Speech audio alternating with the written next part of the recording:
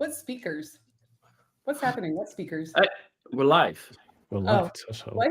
Ooh. Yes. Hello. Live from all over the world, the amazing Home Assistant team. Yay. Look, it is. Oh, Oh, the wow. animation. Old school. That's the wrong logo. That's the old logo. That you It's good to cannot. have This, some this nostalgia. epic fail. I mean, Great this job. failed. Love it. Wrong button. We should clean that up. Oops. Well, that was Okay. a little bit nostalgic. Whose job is it's a that? very professional stream. Yeah. Well prepared. All right. Should we start? Welcome. Yeah. Welcome everybody to Home Assistant Release Party 2024.4, which means April, which means we just Spring. passed Easter. Oh yeah, Easter. Oh, happy Easter. Oh, that. Oh, the bunny. I just noticed. Oh God. No. Wow. So bad. That was quick, Frank. That was Oh, I'm so sorry. I'm looking at release builders while I'm just not paying attention, and now I know this. Oh, what an awkward moment. Oh, well. good. So before we get started, Introduction. let's do a quick introduction round. I'm Paulus Schoutse. I'm the founder of Home Assistant. I'm Adelina. I'm the lead of product and design, and this is my Ollama. There's more to it than just bunnies. Okay, well, I'm Frank. Well, I work on the Home Assistant project. Sorry, I'm just going out here. Go ahead, Bram. Hi. I didn't hear half of Yeah, it. that The is connection Frank. here is really bad. I don't know what's going on, but I hear half of the conversation. But Oh. hi, I'm Bram, and I work mainly on the front end of Home Assistant. And I'm Missy. I'm the community and social media manager for Home Assistant. Nice. She's So- new. Yeah. I'm kind of new. I've been around. This is my first release stream that I'm actually on camera, though. I've been sitting back in the background talking with people in the chats and stuff before this. So, kind of. I worked on the Edge team, not M365 specifically, but yeah, a lot of people knew me who IT pros. Yay. Good people know me apparently outside of this. It's funny seeing the crossover. It really is. Everybody in the So- chat say hi to Missy. Just a wave for hi would be nice, right? I see a lot of Hi, people hi. saying hi. Yay. Oh, they want their labels now, Frank. I'm taking Oh, a James is spoiling the beans there. Oh, Labels? James. No. We don't label anyone. We only label automations. Well, technically you could because you can do persons. But we'll get to that subject in a bit. Hey, but let's kick it off. We have an epic release. Like I think last release was pretty epic. We introduced drag and drop. We got a lot of great feedback. We are incorporating that feedback. So if you were hoping for like a huge drag and drop update, no, you can still drag and drop. That's great. There's been some small tweaks on that front, but mainly we've been gathering stuff. So more to come. But that's great because it gave us time to work on other things. And so we have a really, really good release. I think it might be the biggest release of this year, which, okay, it's the fourth, but The year of the epic releases. Oh, but yeah, so this will be good. It will be difficult for us to keep up this like epicness. but Yeah. we'll definitely, Next one's gonna be only one feature in May. That's all. No. Next one is just a polished release. We'll not do anything new. yeah, no new things. Hey, don't start disappoint them already. Like that's not like Well, There link is at a least, feature now in May, though, right? yeah, that's true. Right. We'll so see what happens. the reason why the next release might be a little less big is because we actually have a really big event coming up. So we are hosting the State of the Open Home on April 20. We'll be live streaming it on YouTube. We've done the State of the Open Home before. This is going to be our third time. Before that, we used to call it State of the Union. So basically, it's been like, this is going to be our fifth time. And what we do is that, we don't just do Home Assistant, right? We build a lot of tools. Like we also build ESP Home. We build like ESP Web tools, and we work on Improv and BT Home and other open standards that we created. And But we actually don't just work on our own projects. We collaborate with projects like WLED and Raspberry and SIGP to MQTT and Z-Wave.js. And so we're bringing all these people together in a room, and we're going to make an awesome 2-hour live stream out of it. So we're going to talk about open standards, smart home, why the smart home we're building is actually going to is awesome, while like all the other smart home, is less awesome as us. And yeah. Definitely go check it out. So you can go. The live stream is announced on YouTube, so you can just notify me now. Definitely put it in your calendar, and I hope to see everyone there. Like, subscribe, hit the bell. It's on April 20th. 4:20. Yes. All It's a right. magic show. There's another live stream next It's a week too. magic show. Oh, man. And we have another thing coming up for the people paying attention, which is next week, Wednesday, which is actually a week from now. We had a voice contest. People have built amazing voice assistants using ESP Home and other technologies. We're going to have all the winners are going to be on the stream next week, and we're going to go through all the cool stuff they've built. And you can already see the winners in the videos, but having them here talk about it will be probably even more epic. Yeah. So definitely There's some cool stuff in there. tune in Holy there. shit. Yeah, that's going to be awesome. Yeah. So, shall we So- talk about the big thing?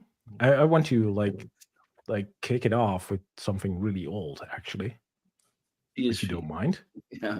CSVs. No, that we already did that stuff. Like that Yeah. was magical. That was a big release, by the way. No, we had a big release. This release had almost 1,700 PRs. This is a new contribution. That is a new record again. That's Getting boring, but this is I cannot Yeah. how this is And the then second time we Vader. broke this record, I think, right? This year. Yeah. This is the year of the record. Maybe that's a good title. Anyway, so we're doing fine. This is amazing. So everybody, thanks for contributing. The features we're going to talk about today is actually, most of you might be interested. Maybe, I think. So let me share a little thing from the community forums with you to set out a storyline here, because this is a feature request from March 2019, and it's about grouping automations on the front end for organization. And this one is by far the most requested feature we have. Like the one below, this one has over 2,000 votes, and the one below it is way below 1,000. So this is more than double. And it has been around for a long time, and this is not the only one. Like if we scroll down a bit, we can see 42 more feature requests that are basically the same with many votes as well. This is it. We're going to talk about this.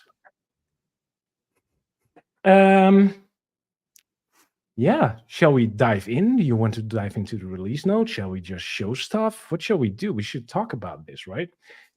Yeah. Let's go into what we're bringing today. Let's talk about tables first. Because if we talk about organization, we need to talk about UI. And Madalena actually knows a lot about UI, and she has been working on this UI stuff. And from the backend perspective, I've been trying to fix this exact issue since 2019 and 2020, started working on it in 2022, I believe. My contribution has been open since that time to add a notion called labels. There have been people on this topic asking for things like folders where to put automations in and tagging, and all kinds of weird things have been requested in the way people organize Home Assistant. And what we've realized actually is that we could not make a choice on what would be the good one. And I think that is probably the reason why this took so long. And we finally figured it out.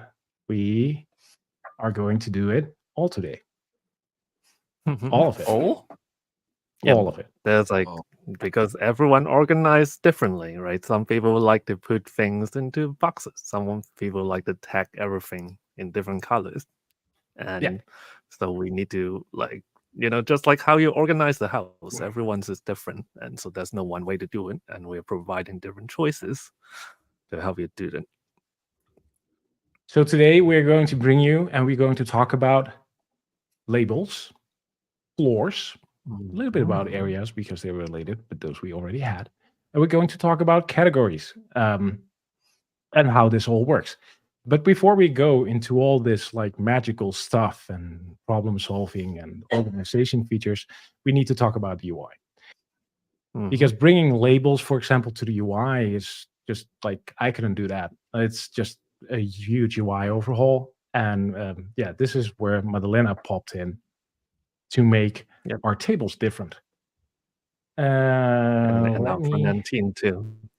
Like this is like Brum built it. It's like it's something that like it's would have taken a very long time to work on, but all of a sudden, just by coincidence, everyone's like aligning at the same time, and we're able to do it like in the past few months, which is amazing.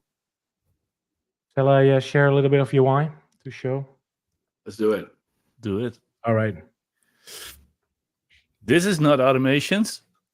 Nope. These are devices. What's this?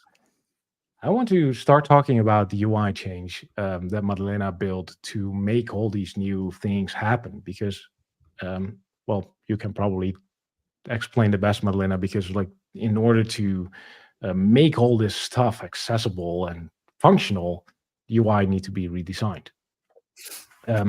So what are we looking at here, Madalena?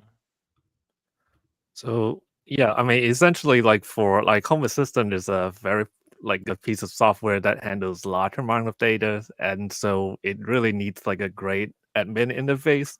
And essentially, we're really upgrading all of our data tables to like match what like most professional like admin UIs would have. Like for tables, it will have all the essential functions from filtering to sorting to searching and grouping.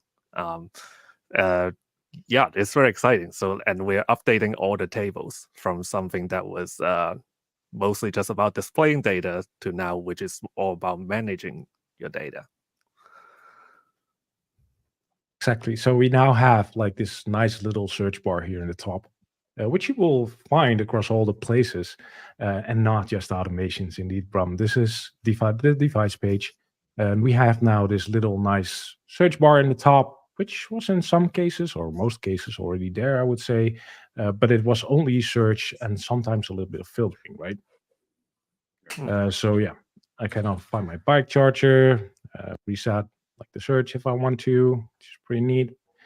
And there are some sorting functions here, which we just already like how we had used in a to way. have. But we But they also are now have the also sort here. menu. Right. So you can see everything that can be sorted, even if it's not on the table in future. Oh, in the future. Okay. Well, Sneak peek. I thought I missed something. On mobile mode, for example, or if you go to your automations, you can now sort it by area, and areas is not in the data table itself. Oh, so we get there in a bit. Yeah, That's a cool feature. Bram really wants us to look at automations. No. I know. No, but I I'm think spoiling It will look the same. what is good to show here is because we updated the data table.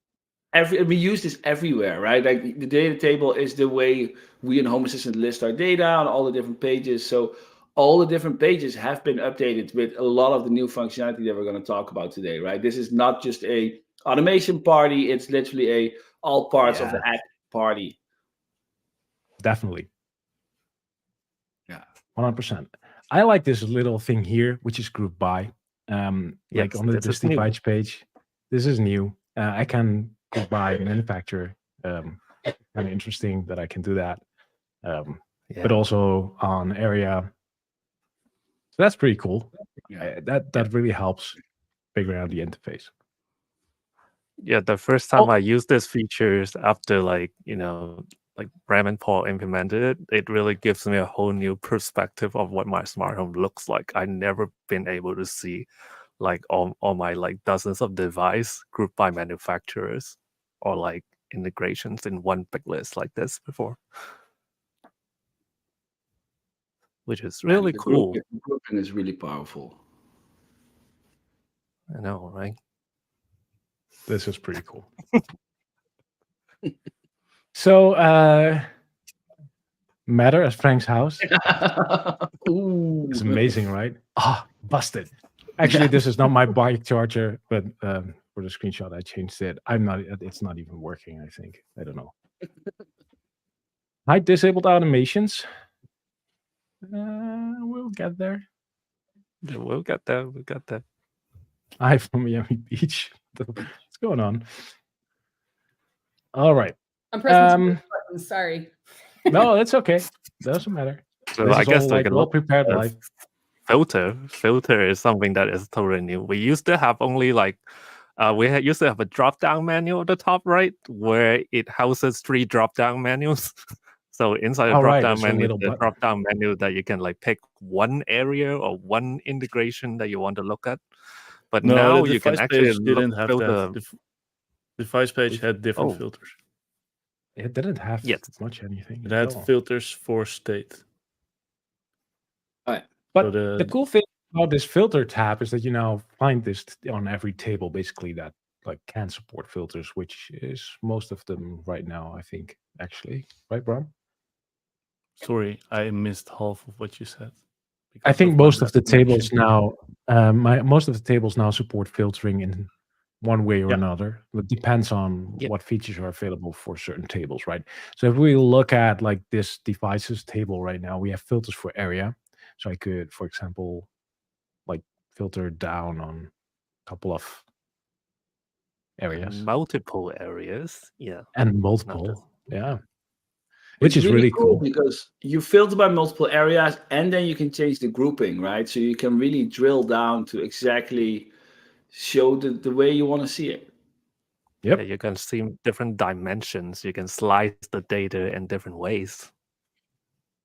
This is really cool. I can reset like this specific filter or all filters as well. Integrations I find pretty cool because like I can just the search search for a is brand specific new one. just this morning. You can just delete them all. So I know You can exactly delete what automatically. to delete. Oh, this is so bad. But yeah, I could then filter by area again as well. Like I could like filter by garden and matter right now, which leaves me with one. Yeah, I also reset them all again. There we go. So that's filtering, and this is a pattern you will see on more places, and we'll showcase a little bit more in the upcoming hour, I would say. Something else to notice here would probably be this little button here. This little button I find beautiful. I like this one because you can toggle it and it will show checkboxes. Ta-da! Yeah, it used to the checkbox will always be visible on the automations list, but now when you click that button, it opens a selection mode, which will only show checkboxes then. So it removes the Automations visual didn't clutter. have multi and- select boxes. Only the entities did. Only entities had it. So it's new for Ooh. most of them. Will now be basically everywhere, almost everywhere. And there's this little thing here in the top, which now shows a minus, which means I got some selected. I can also select everything or none, deselect all, or exit selection mode. When you select things, you can actually do like a bulk action. You can, in this case, add a label. which, We'll get to We that. can talk about that later. We'll talk about that later. This release is like showing everything all at once. It's impossible to hide and stage as well. But in the end, like we'll talk about it, and it's really useful. We'll see a more useful use case for this one in a second. Can I just say I like the little animation when you click that all select all when it's just the minus. So you have a few selected and then you go and you select it all and it does that little flip from the minus to the check mark. I kind of like the little flip that it does. Right? Like a I'm sure it's there's like only a comes with few. that. I didn't know this. Yeah, select just a few of them out of the list. So now it's Yeah. got the minus on the top. click the minus and it does a little spin. Oh, it does turn. It flips. That's really nice. I like that. I love micro interactions like that. Could you? Okay, I didn't know this. Thank Either. you, It's Frank. cool. Well, Look I'm glad beautiful, I bro. called it out then, because that's kind of cool. I think it's cute. It's like it looks really smooth. I like the fact that it shows how much it's selected. Yeah. It just gives always the feeling like if it's correct in a way. I don't know. Kind of feels good. All right. Nice. So that is a little bit about all the data tables, and these new features are really needed for everything else we're going to talk about, because we want to be able to give you the tools to slice and dice through your organization structure, which is what we're talking about today, organizing all the things in Home Assistant.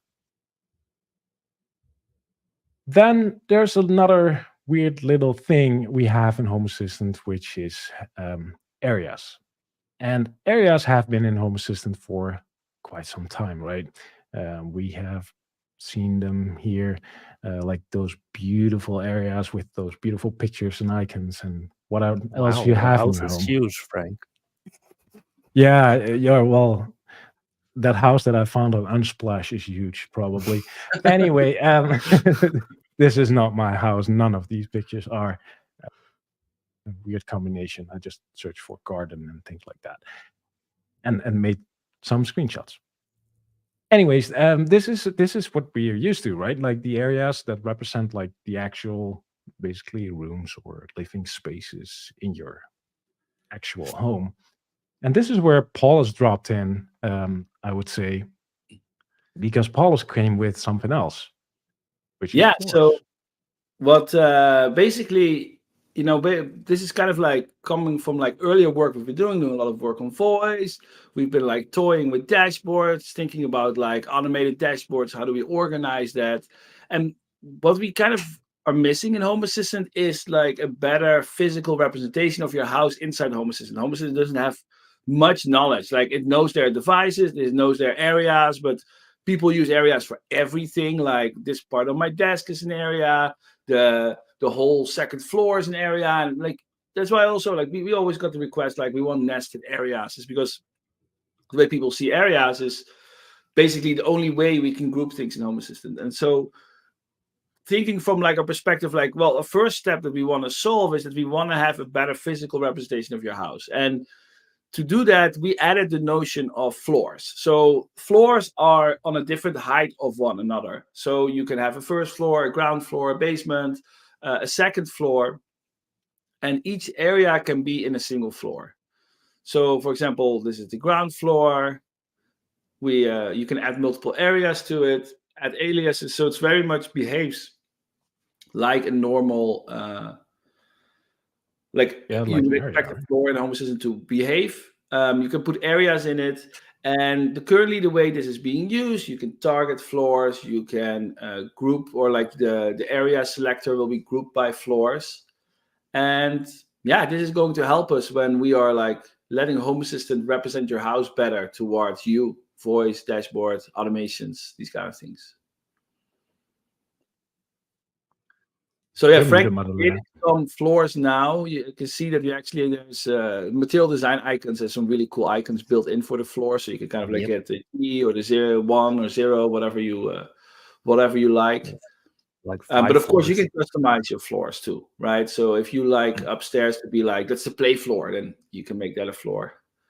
There's a very cool feature added, I would say, and it's because you want to put things in floors fast, right? Like you don't want to spend all day on this. It's really cool because you can just press edit that the floor, edit button first of all. Yeah, edit floor, and that's one way to do it. In so many ways.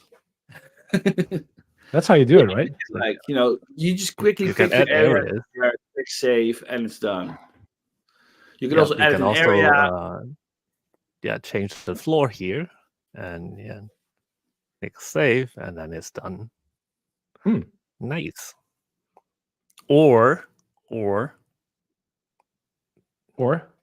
gonna say it. Just drag them. You're gonna say that. Zach is watching. Zach, watch out. Oh, I know Zach is what'd here. you do, Zach? where is Zach? I know that Zach in the chat. Yeah, right. Exactly. There we go.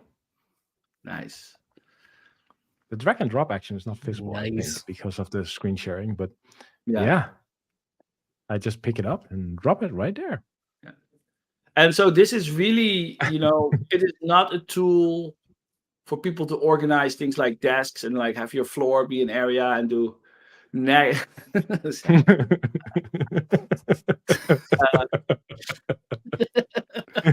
Zach. No, so the floors are not, we don't want to have nested areas. We really decided to put one level above it because nesting is very painful to represent the UI, and like all your algorithms will always have to iterate through all the nesting. You can, however, we've heard of some people that have like their house had like 3 wings, and each wing had a different like purpose, and so this person created actually 3 floors with the same level. So there's no requirement from us that your level has to be unique. So you can create an extra level there with the 2 floors at the same level if you want to have it organized that way. Well, what if like I'm like John Malkovich? I have a mezzanine. It's like 1.5 floors. And I would make it a different floor. Can So like the level be a number? I think floors can be a string, not 100%. Nope. You can. The level is a number. A level, Is a number because it's a data point what we in the future maybe can use to know something about like your home, right? How high it is. It's also a way to sort things. We show the ground floor or level 0, the lowest level first. That's where you enter your home and you go upstairs. So this is where you probably spend most of your time and go upstairs. And the attic will be at the bottom, which I don't visit that much. But yeah, we use that for sorting as well. Hmm. Yeah, I mean, I think we're rolling out more and more things like this that is about providing context to help Home Assistant understand your house better, and it will really help us like do a lot of intelligent features down the line in future, like being able to generate like the dashboards like by floors or like by with all the rooms in your floor, or like voice commands to turn things on for entire floor for your vacuum maybe, and maybe even some AI features down the line too. Yeah, or how to generate dashboards and things like that, right? Maybe that might be helpful. Can you have a -1 for basement? I just did. I saw the question. Yes, you can add a -1 for basement. Definitely. Nice. In the US, it's 1. Hey, there it is. Took a little bit. Yeah. Yeah. We had a whole discussion internally about like, because Europe starts at floor 0 or ground floor, and then the US starts at 1. Yep. So the You first can do floor both, right? with us Doesn't is- matter. Yeah, doesn't matter. You can like do that. Also, I Whatever. just want to know, I was talking to some people before the release, and they were like, but I don't have any floors. What then? Well, just don't make any floors. We're not going to show you the floors. Like, your areas will be just a single flat list, a beautiful flat like before. So yeah, don't have floors, don't have to add a floor. That's, by the way, for all the features we're going to show today. If it doesn't fit you, don't use it. And floors is one of those, right? If you're like have a single apartment, then might work. Just to make none.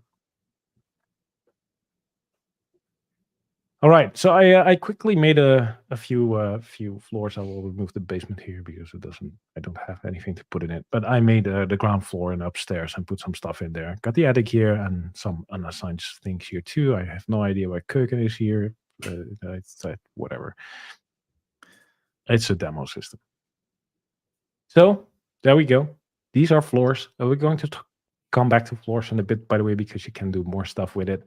But yeah, this is the first thing that we're introducing this release that adds a new method of organization, which is floors that combines areas, basically groups areas into like a physical representation of your home. what happened with floors a lot, or sorry, what happened with areas a lot, and what people did and are doing is that they are using areas for other things to organize, right? Maybe you have that one area that actually I probably have on my production system as well, is like an area for, I don't know, system stuff, notification. I even have an area called Frank to put in like my mobile and things like that. We've seen beautiful examples of people having left desk side, right desk side areas, and I don't know, mouse mats, and I don't know what else people make areas for. But what generally happened is that many of us are using areas for a way to group things that are not really the physical representation of the home, but basically as some kind of labeling system. That's a good bridge, I guess. Hopefully. I want to talk about labels because we're introducing a new thing called labels this release, which is already like lurking in the top here. We have a new tab called labels. You don't have any. I don't have any labels. No, we're going to make them together, and I will show you some of the nice UI features. So, what are labels? Labels is essentially everything that floors and areas are not. Floors and areas are try to be like the physical representation of your house. Labels, however, more of a logical representation, something you decide on, something that is free to use. Yep. You want to expand on that, Madalena? Oh yeah, I mean, like while floors and areas are bounded by like a physical representation of your house, labels are really any up to your imagination. Everyone has a different way of organizing their things. The advantage of labels really is that you can tag things across all different kinds of entities in different tables. So you can actually have, unlike groups, which I already have right now, which is about grouping multiple things of the same thing, of the same domain together as if it acts at one device. Labels are totally agnostic, and like it can be like essentially any sort of junk you can put into one label, you can do that. Especially junk. Like I think like one obvious example is like things for Christmas, right? You have Christmas light, you have string lights in the living room, you might have like a fun color light in the bedroom, and you might have a music box in the living room as well, and they're all different kind of domains, but they're all doing Christmas stuff, so you can group them all in one label together under one label. But that's not the only way you can use it. No, you can use it in many ways. We'll talk about that in a second. I try to, meanwhile, create a couple of labels, as you can see. I just make them up, like we talk about Christmas a lot and energy saving. I think those are like really good labels to have. But labels have a few properties, right? They have like a little icon, they have a color, and they have a name. In this case, I create 3: Christmas, energy saving, and away. And we'll showcase you a little bit on how you can use those. And yeah, labels are free for you to use in your own creativity. Like if you do like this, or maybe you want to use it as your left desk side label, then that works perfectly fine. This is the perfect place to put things in. And labels are just like areas and floors across the system. We have one central place to manage those and to work with them. So let's put this into practical use right now and show it in the UI what it does. Go to automations. Oh, finally. Finally, there we are. Because that's what we're talking about, right? Automations. We're in automations. I got a couple of automations here. We have this beautiful new table here. Well done on implementing that, Brom, because it's absolutely beautiful. And we can group this stuff now on state, for example, on and off. All beautiful. This all is here and works like a charm. There's no area here. Well, let's not group that. We're going to talk about it later. Yep. After. So, yep. I can now use that nice little multi-action to say, okay, well, this climate stuff I have and this one is really about energy saving in general and turning off the light when nobody's home. Yeah. Let's add it to the energy saving label here. That's really nice. So that now has that label. Announce if somebody gets home. Not really a way-ish, but for the sake of it, let's add it. And when I'm not home, yeah, that also is a way. Here we go. And yeah, this is very Christmassy. Probably not, but for the sake of the example, let's do that. Ooh, you can apply multiple labels to multiple items at the same time, like that. Exactly. So this is port 1. Labels, unlike areas and floors, like floors have areas. Areas can be assigned to devices and entities, but labels can have multiple assigned, which is really cool. And like if a device cannot be visible in or like physically be in 2 rooms at the same time, that's like not working. But yeah, a label can be attached as many as you want. Do label make groups redundant? Could be. I would say I would hope so. Like No, No, I- it doesn't. no, it doesn't fully, but I think that a lot of people we have multiple types of groups in Home Assistant. The old group domain, group integration allows you to group any entity across any spectrum, and it would represent it with a state, and that state wouldn't always work because a binary sensor and a switch would have the same on-off states, but they mean completely different things. And so I think for a lot of places where you would use a group, but actually just want to have a group of things, not per se control it as a group, a label is the way to go. I think the added benefit of label is that actually it's not just entities, right? It's label. You can add it to devices, you can add it to areas. So you can broaden a group across different types of things in Home Assistant, and this makes a label even more powerful. So yeah, I would that's expect there to be a lot less groups in the future. Yeah, a group I would say is mostly used for like entities of the same domain. So you group 10 light bulbs together, or for a chandelier, and it will act like one light bulb. So you can have one switch to turn it on and off. And For for those, example. we actually have special light groups and fan groups, and those groups Yep. know how the light works and can better group them together. Because, for example, brightness, you want to take the average brightness of the whole group, and there's like different ways how different attributes are represented. So the generic group is kind of lame. Specialized groups are awesome, and labels are perfect. So labels have the ability here, not like they can have multiple, but they have also the ability to filter, which is pretty cool because I could now like filter my automations with all the energy at once. Which is beautiful, right? But also like the energy and labeled away, this will be shown. It's pretty cool that I can like just find them all. So it's good to know that when you select them here, it's like an or, right? If you have any of these labels, it will be shown. It's not like Yeah. show anything that has both labels. But labeling and floors have something really cool besides like this all. Okay, And I can, think can, that's can, can you Yeah. show the filtering by floors too? the filtering by floors. Oh, Oh, sure. Yes. Oh, look Oh, at yeah. that. You got the tree now. Yes. Yeah. That's You like wanted brand that, new. right? That's brand new last You night. want it, you got it. Thanks, Paul. I'm not sure if I actually, there's nothing filtering in my end, by the way, because I simply have no automations that target anything of this stuff. So for the demo, this is really bad. I know. But let's say I put this one into the kitchen. Let's do it for the sake of the. Oh, there we go. There it is. Boom. But it also shows up as ground floor, right? Nice. And what it also does, Bram, is like it searches deeper for what it does actually and what it touches, right? Yeah, it does.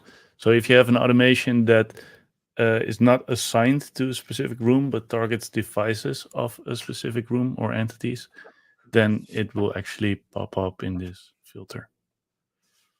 That's really cool.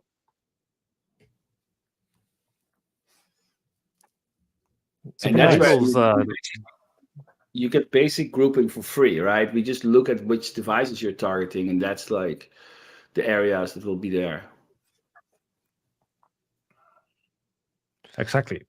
Well, talking about labels and floors and areas and automating. If you go into here, as you can see, these are empty automations. Just for the sake of screenshotting and demos. Yeah, I've been messing with my system too many times to make screenshots, and I ended up with a non-working system. So, but this is kind of nice because it's neat and clean, so we can actually show the process a bit. But let's say we have like a generic turn on or light turn off or something like that. Like you want to do something, I want to turn on lights or turn things on and off using an automation because something is happening. We now have targets abilities here to choose a label. So I can actually turn on and off my Christmas labeled things here. So the cool things about labels is that you can actually use them to automate with, which I think is absolutely beautiful. What I love most about this is that you basically create kind of like a dynamic. You don't really know yet what your automation is going to do. You don't have to update the automation. You just update whatever you label it, and you can use it in your templates, in your dashboards, in your automations, and everywhere that you can benefit from labels. You don't have to update all those locations at the same time anymore. Right. Somebody asked, will floors be added as a selector? No. So how do we use that then? We just put it inside areas. Exactly right. Yeah. So floors and areas really is the same concept for us. Like it's grouped together, right? Oh, look at that. The tree is there too.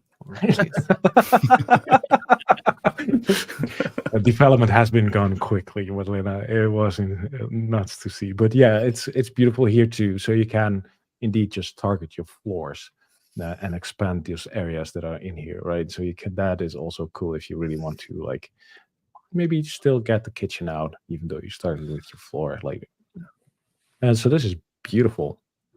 I absolutely love this. So this gives a total new dimension of automating. Another place that we can use the target selector is the history view. I think that is very convenient if you want to see. We like, can. We can.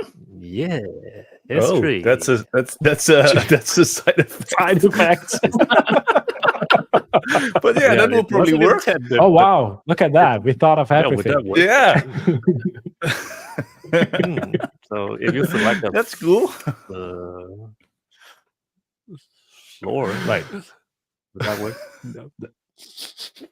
That is really cool. By the way, I didn't realize that at all. But that actual labeling is pretty cool. Such a nice framework that it just works without thinking about it. I don't even have examples for this. Like, yeah, wow, okay, beautiful. Yeah, you developed something that you didn't realize that you had developed. And then you can download the CSV very quick, you know. Yeah. Frank, you were just creating an automation, right? Like turning off a label, and that there's so many cool things that we can do with labels. One of the things you have energy savings. You could actually have like a label with like high energy usage device. That if, for example, you're not generating enough solar, you're going to turn off some device in your house. Well, you could just have a label that is like tagging those devices. That those are the ones that should be turned off.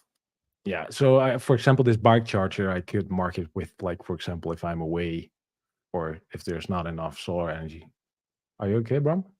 Yeah, I just want to say something. I just tested the label in the history. It doesn't work. So, but I'll make sure it will work in the next patch release. Wow. This is so cool. Never thought of that, actually. It doesn't work yet, but it will work. I promise you that. We can make it work. Yeah. So this bike charger, for example, I thought this away label. I saw this on Reddit during the beta. Paulus or Madalena pointed out, or Missy, I'm not sure. But somebody on Reddit mentioned, like, labels, this is a cool use case. And I think this is maybe the best use case for labels that's there.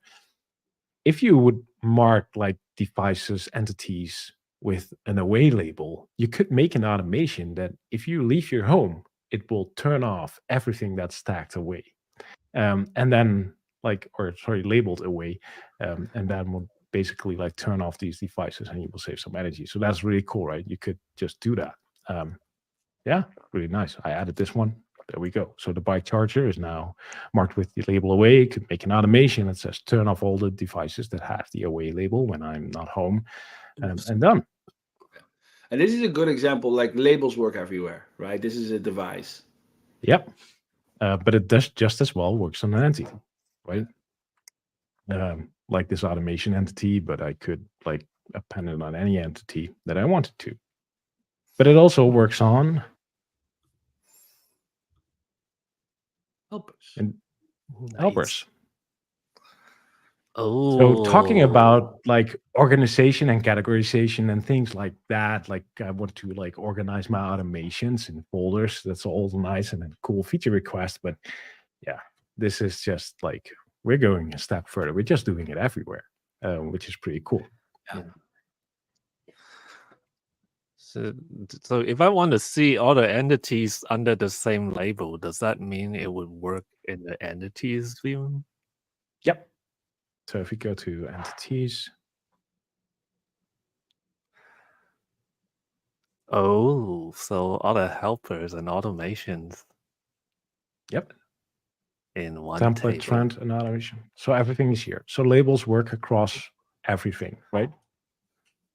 Wow. Which is the same as with floors then and area. We have them here too. There we go. Sick. Absolutely beautiful. Nice. I see a I question. see Paulus. How do we use labels in the voice assistant? We haven't exposed Yeah. labels to voice assistant. The Nope. way we see it is that voice really targets the physical representation of the world, and we allow aliases to help with that. And you will use labels as for your own organizations, for your own automations to deal with. Yep. You can How about make that? as many labels as you want. How do you use labels on dashboards? So, well, that's good. So we don't actually support labels on dashboards ourselves. However, Thomas Loven, which is the creator of the Auto Entities card, has already added support for it in the latest release, which has been out since, I don't know, an hour or something. And I'm just going to keep a screen off. This is basically you can just pick a label. You can see on the left, he has create automatically cards for my label or another label. Or you do like any label. And then, yeah, you can just automatically create cards. So if you want to have, again, cards basically have a sort of automated dashboard created, but still dynamically influenced with labels. Even that is possible. So very cool. Thanks, Thomas, for jumping on that right away. That is really cool. You can actually also use labels in a different way with your dashboard because you can, like, for example, add a button entity, right? And if you are, a button card, and the button card should be able to target labels too. Oh, So you yeah. could create a button that turns off I don't know, everything that's labeled X. So many uses. Yeah. There's Endless another thing. possibility. There's another thing to labels and floors we need to talk about, which are more for advanced users probably, but that's templating, because it becomes Nice. even like more crazier. So if you're into like making templates and template automations, maybe notifications, you'll be happy to know that all these things that we talked about are also available here. So I could ask it for all the labels. There they are. And I could ask it for all the entities with the label away. Mm. And all the floors. Yeah, go I ahead. think this is so powerful because one of the use cases I see happening is that you can create an automation that listens to a whole wide variety of state changes and then check the labels of the triggering entity to see how you want to act on that state change. Yeah, I've seen a really cool use case from JLo. Actually, he's around here in the chat. What he did, he had a little template sensor that gathered all the entities. He marked all his batteries that he wants to monitor with a label. And using this template method, he gathered all the batteries that were marked like as notification and monitor this battery kind of label, and use that to trigger a notification if a battery, one of those marked batteries, dropped below 20%, which I thought was really smart. But there are many ways to use this. You can get the entities of a label, ask which areas on a label. I don't even think we discussed about talked about like being able to label an area, because that's possible too. And you can do a lot with labels this way. It's really powerful in here too. But floors is the same thing, because of course we also added all in the fancy template methods for floors too. These are all documented. They're linked in the release notes blog post as well, to find all the methods and functions that are available for you to use and to do some really powerful stuff with the new floors and labels. So I think that's cool. Nice. So I think this is a very good moment to like tell people that if you like what we're doing and Yeah. if you want to support our work, then please subscribe to Home Assistant Cloud by Nabukasa. So, I started Home Assistant 10.5 years ago. 5.5 years ago, we started Nabukasa as a company to support the development of Home Assistant. There are no investors. Everyone you see on the stream today is paid for by Nabukasa. They all work full-time on Home Assistant. All our work is open source, and we just do what the users want, right? Like, we build for the users. So there's no exit strategy. There's no investors, no one to please. It's just us making sure that we do what the users want. So if you want to support our work, you like what we're doing, please subscribe to Home Assistant Cloud. Thank you. Yeah. So to circle back, we talked about having 3 new methods, and we talked about floors and labels now. There's another one hidden in here, which we haven't discussed yet, which might be the closest to the original request. I want to be able to organize my automations, right? Yeah, what people actually ask for. So let's talk about that. Folders, kind of. Kinda. You want to introduce that, Madalena?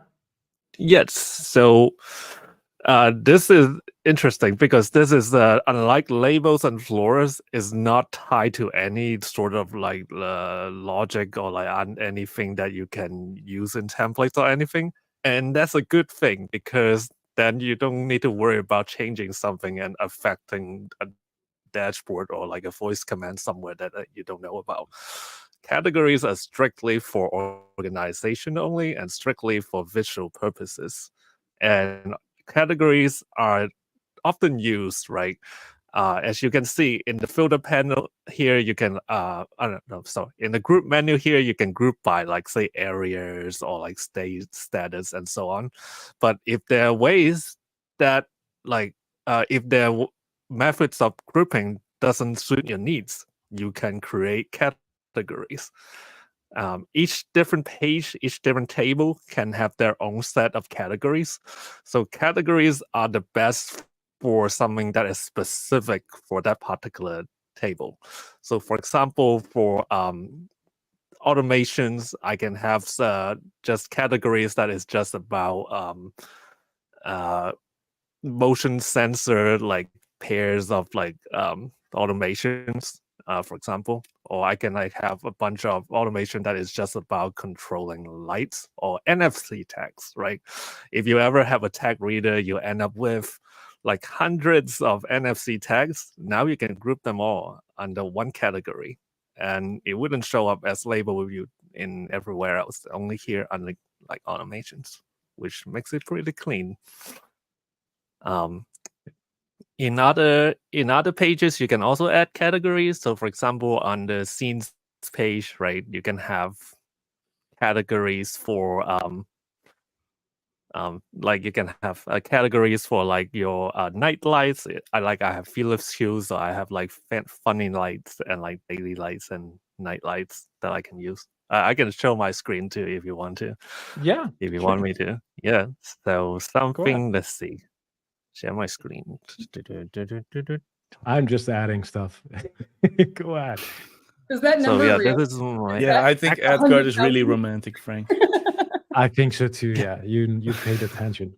So as Oh. usual, if you use anything by Philips Hue, the integration integrated a whole bunch of that's like so many of these scenes that I didn't know how to deal with. So it used to be just one giant list of like dozens and dozens of scenes, and now I can actually put them in the categories. So I can have one categories for fun lights, one categories for night lights, and so on. That's So for example, the one very easy way to group everything in the category is through searching.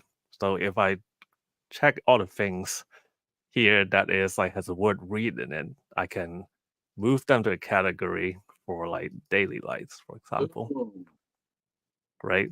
Awesome. And for example, I have any scenes that have the word nightlight in it, I can move them to a category. Right, you can for search to select nightlights. all. That's I actually know, really right? helpful. I didn't realize that. You can also use the So filters. now you can look at Oh, all right. the nightlight scenes, or like all your daily light scenes, or like the nightlight scenes. And instead of grouping by category, you can group by area. So I can have like different rooms have like different lights. Yeah, so that's scenes, and you can also do that for. I don't have any scripts, so I might have to hand the screen back to you. You probably have a lot more scripts than I do. I don't actually on this system, but for automations, this worked, right? Like if we go back to automations and scripts, they are the same. Like they have the same capabilities. But in this case, I quickly created, like just as we saw in the scenes just now, I created climate and motion lights, and I could just assign things that are there. So for example, this climate one, I want to add to just sort of like with labels, right? We just saw this. Here we go. Here are some lights on motion. We added to this light category here, motion lights. Pretty nice. And we now see the grouping happening here too. Grouping climate motion lights. And that way we can filter down my automations and group the way I wanted it to be. There's no Oh, area a here. big question, Frank, because you're currently creating categories slightly resembling, some of them Yeah. resembling your labels. And Yes. somebody might be wondering in the chat, why do we have Yes. labels? And why do we have categories? That's a really good question. There will be people that say, I only need categories. There will be people that say, well, for me, labels is enough. There will be people that say, I just want to use areas that's more than enough organization for me, and others like to add floors into the mix. But there will also be people that are using all of them. Can you assign categories labels via YAMLs? No, you cannot. This is specifically a UI feature. But all these organization methods, you can use all of them together if you want to. If some of them you like more than others, please use them. If some you don't like, don't use them. The big difference between all of them is that floors, why not both? Right. You can just use both indeed. So the cool thing about floors and areas is that they represent the physical home, right? And they give us metadata, and this is stuff Home Assistant can do smart things with in the future. If we look at labels, it is a tagging system across the board, which you can use everywhere, basically on anything. Like you can even like mark all your bedrooms, regardless of floor, with the label bedroom, and then address those wherever they are in the home, which is really cool. You can use that in automations and target them. But there's a different story to categories, and categories is more like a folder system which you're looking at. Like in this case, automations, you can group your automations into a structure with categories. It's just for this view. If you look at the scenes that Madalena showed, those were completely different categories because scenes are a different thing. If we look at, for example, scripts, you probably have notification scripts and things like that that might have a different category structure, completely different to automations. And if I look at helpers, I might have a completely different category structure there as well. Maybe in the future, I hope we will see it on zones too. For example, I would love to make my zones in categories like family members, workplaces, shopping malls, I don't know what. Like these are the ways that categories work. They are designed to structure the data you're looking into in a specific view, maybe automation scenes and scripts or whatever you're looking at.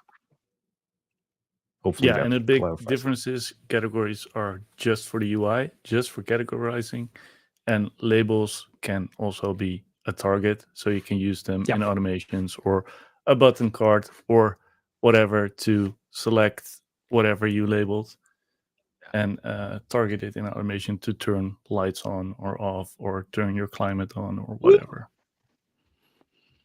I think because there's can only be one category per item, it's, for example, possible to group by a category, right? Because if Yeah. you group by label, then an item might be shown twice because you're having the label there, right? So that's why we have a group by for category and not for labels. Yep. So categories really for grouping and organizing the stuff you see, in this case, the automations you look at, right? That's what it's for. Tagging and labeling, or labeling, which is generally called tagging. In case you wonder why it's not tagging, is because we already have something that's called tags, which are the NFC things. But yeah, the labeling is something you can do across the board and can use in your automations and do nice stuff with, just like with floors and areas. Where categories is just organizing, making something out of the mess you're looking at right here. Organize your automations, organize your scenes, organize your scripts, and all of them can be organized in their own way. It's beautiful. It is. I love it. I'm so happy with this, and yeah. No, This was I've been really enjoying the nightly, right? Like I was just like putting things in categories, adding labels. I was doing my floors. Even before the multi-select landed, I already had to go. I went through all my automations. So Sorry right, about that. that's Yeah. beautiful. So basically, Yeah. what we did in this release is we've delivered a bunch of shelves and boxes for you to do your home assistant spring cleaning. So you can go through all your automations now, and you can like tag everything you like, put them into the right categories, put them in the group all your areas in the right floors, and put everything into the right areas. And if you have been using areas like groups before, try switching to labels. That would be pretty cool. I've seen so many of those examples of people putting in like what's it? Shit, wrong screen. Sorry, I am trying to show the example. Like people putting in icons into their titles of the automations, right? They use And, emojis. emojis, Brackets. like bracket. Indeed, like this is something that does something with I don't know what, and then like TV, living room things or prefixes. So if you're one of those persons, like if you do that and you upgrade, these are the things you can definitely use, right? This would probably might be a label or maybe not. These probably could be categories. This can be switched to areas and such. So yeah, that's something you could look in if you migrate to And this. you can search for that bracketed text just like how I did before and apply labels to all of them in one stroke. really quick. So I'm looking really forward to see the kind of new organizational. People love to share how they organize the configuration with packages, these kind of things. I'm really loving to see what people will come up with. Like, what kind of categories are going to become popular? What kind of labels are going to become popular? If you're listening today and you're like, I'm gonna, build out this great scheme and plan, please share it with the community. I think it would be great to see multiple strategies work out of how people want to organize things. And because if there's one or a few that we see that are very common, maybe that will be cool to actually help people implement in Home Assistant, right? I think we give people a lot of tools But a lot of times people want solutions, really. So if you can help them categorize things that might be, have some pre-made categories or like category strategies, whatever we're going to call it. But definitely share your approaches, and then we can learn from that as well. Mhm. I saw a couple of questions. I want to highlight: can expose floors to Google Assistant? No, you cannot. Google doesn't know about floors. Nope. Also, We so do. our voice assistant does. So you can say turn off the lights on the basement or on the first floor, these kind of things. And you can add aliases as well. So you can, add either the other languages that you speak as aliases, or you can, if you represent ground floor as the first floor, for example, you can add that as well. So your voice assistant can just pick it up. Yep. That is cool. I saw another question about automations. Can we change the icon, please? Well, you can. Yeah, right there. Here we go. Nice little icon. So that's already there. That's cool. Somebody asked about, can we automate with categories? No. Categories are only for UI organization. Like organize your automations, not necessarily for anything else. It's just a UI feature. Oh, yes. That is the feedback that we collected, isn't Yeah. it? We got We- so we- many feedback. You, Didn't you they? can you Yep. can filter on a category. That's the same. It's kind of Yeah. true. Now this is about excluding, right? You want to. Yeah. Yeah, for the past 7 days, we've been just watching the Discord and any forum thread, Reddit, and just collected all the feedback, and we were fixing it in real time, thanks to Ram and Paul and Frank and the team. Yeah, we had 7 beta releases this time, which I think is like one of the most we've done. 7, 9. 9. 9. I missed 2. Yeah, We had 2 today still. Stop sleeping. It's really, you miss all the We had stuff. 2 beta releases today. Yeah. Jeez. So Crazy. we're doing so many beta releases. Is this a nice little bridge, or we gotta stick to organization? No, let me quickly scroll through the let's do the block, and let's get into some other stuff indeed, because we're kind of stuck here and we're kind of done, I think, talking about it. Let's see. There's an extensive blog post, by the way, on what this all means, what's all there, like with the examples, so you can find it again. What we've talked about, like highlight everything, and some examples on how you can organize and what does it mean. How we got here is in here too. How you do floors, labels, the whole shebang is here. Some examples too. Some creativity ideas is in here. With links to the template documentation and directly into your system. If you have upgraded, you can just click here and it will open up the labels on your system, which is pretty cool. That's new. Categories are here. Yes, directly my links to the labels pages are indeed new. We added that too.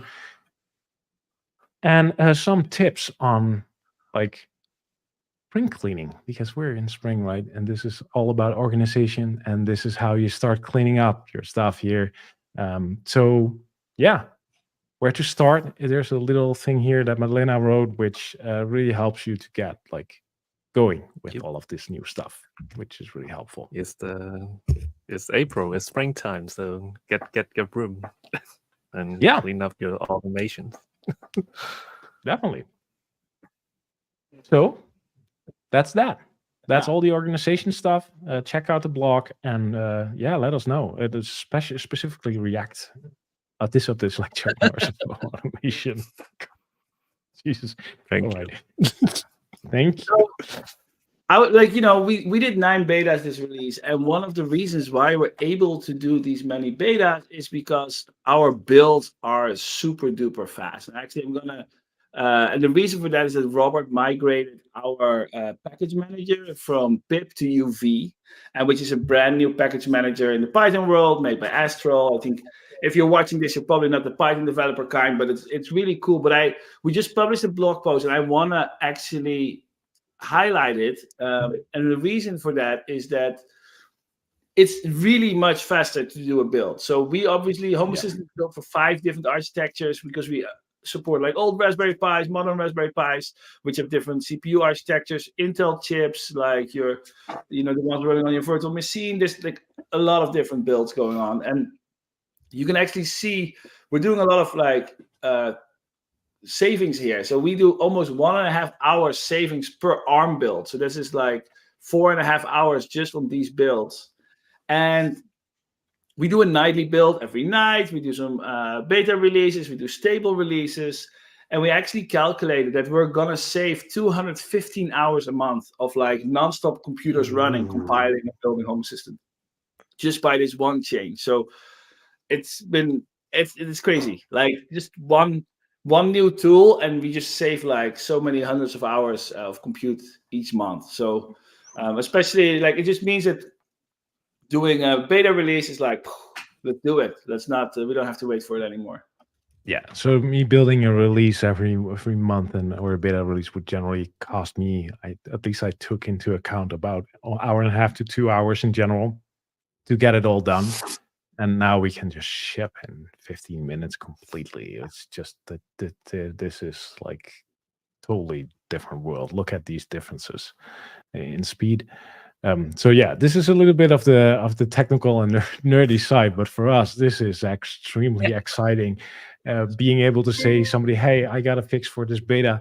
Okay, let me ship another one. You can update in 5 minutes, and then we're out of here, right? So this is really cool. We did 9 betas in this release cycle.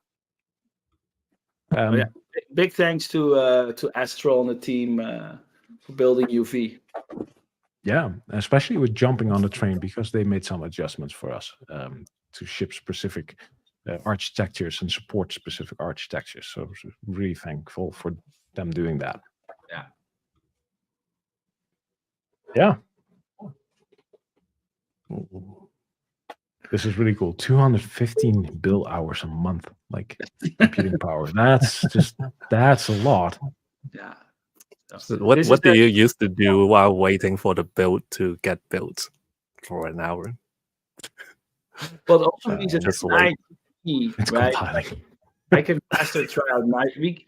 I mean, we made another change. We can make more nightlies, but we actually nightly will be done faster, right? So every night we can start testing sooner as well. Yeah, the beta feedback loop was crazy good. This release, it really helped. It's just being able to ship quickly and iterate quickly and help addressing issues during the beta quickly, and just like that was cool. The beta was cool, by the way. If you've never joined the beta, if you're a little bit more like daringly and are interested in what's coming, every last Wednesday of the month, we will start a beta week. And you can join it on a Discord server in the beta channel, and just join us. It's make a backup before you upgrade, and it's pretty safe. Hourly releases, we could, yes. Let's not. Let's not. I mean, like No more I have to nightly. say, We like, go hourly. yeah, I have to say that from like the product development standpoint, this beta has been amazing of how fast it is, because usually for companies to get feedback that quickly from users, they track you with analytics, and bug you with questionnaires and so on. Here, like, we can just go down on Discord and just like chat with people and just keep and show them a new version and see what they think and get feedback and iterate right on it. So we do have a very unique way of developing like software, and I do really like it. Yeah, it's definitely cool. It's cool to join in, by the way. I enjoy Beta Week pretty much because like you are like directly working with users, right? And with people that are working with this and want to have this. And especially this release and last release too. These are the bigger features that everybody was requesting and is excited about. And it's cool to see all those different perspectives on how people want to structure and organize as well. It was also a holiday weekend for most everybody, and how much we actually pumped out and got fixed and implemented is astounding. So like this beta was crazy, honestly. Good work, Bram, by the way. You did a lot of work. Holy shit. Are you still awake? Yeah. It's been a bit busy lately. But yeah, right. it's okay. It's okay. Still there. Yeah.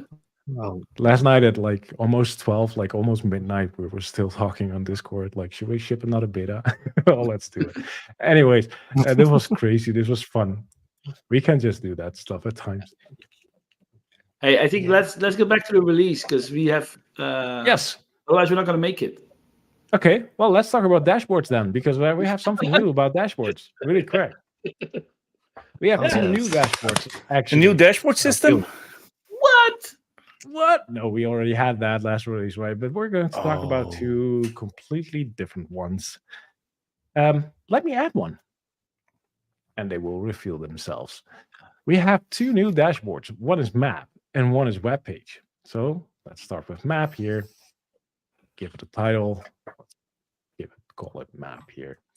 Create, and look at that. I now have. Where's my map? Where did it go? I didn't give it an icon. That's not helpful for me. But don't give an icon. Here we go. Now we have a map. Beautiful. What do you think? Epic. Pretty Ship it. cool. Yeah. Oh, we did. So we already had a map. And so you might now wondering what's different, right? So previously we had a map and it would always be there in the sidebar. It will always be there, that dashboard. You always had a map and you basically couldn't get rid of it. And now you can, if you can go into dashboards and just like kill it and remove it. And if you don't like maps, it's now gone. No more fiddling with YAML and stuff and doing weird things and overriding stuff to get rid of it if you don't like it. But the other side of the story is like I could like add a map, but I could also add The second map. another map. Yeah, exactly. And the beauty about adding Whoa. another map I love is that I maps. could address or change this map's configuration to show different entities, track different devices. For example, one that tracks my pets and one to track your car and show like the track where it went and things like that. So maps are now part of dashboards and will be automatically migrate you into this new new maps track. You cannot drag and drop on those maps yet, but nevertheless, like we have now maps as a dashboard, which is basically a replacement of the map integration, and we'll migrate for you. So that's maps. Yeah. So somebody's asking, what does the map configuration look like? So it's actually the map configuration looks exactly like the map. It's the map card, right? So there's no, you have to take control, and then you can edit the map just like you could before. So there's Mm. no, you have to go to the edit button. Yeah, at the bottom. edit button is the bottom left. And you can change everything here. Add entities, And remove this is them. good because usually I like to track the International Space Station, but if I ever do that, it makes my whole map useless because it would just stretch, get zoomed all the way out to the entire Earth. But now I can remove Oh, that. right. for my Because map. all entities would be on there and it tries to fit it. Yeah, it's right? it's like over Italy and boom, and then like Yeah. Yep. Okay, understood. Another dashboard that we added is web page. And before we talk about like all the things that you should take into account, let's add one and let's show what it does. Because I could, for example, add our homesystem.io analytics and say, well, this is data showed in the sidebar with oh, cool. Looks like a calculator, I think. I don't know. There we go. Boom. oh, nice. Nice.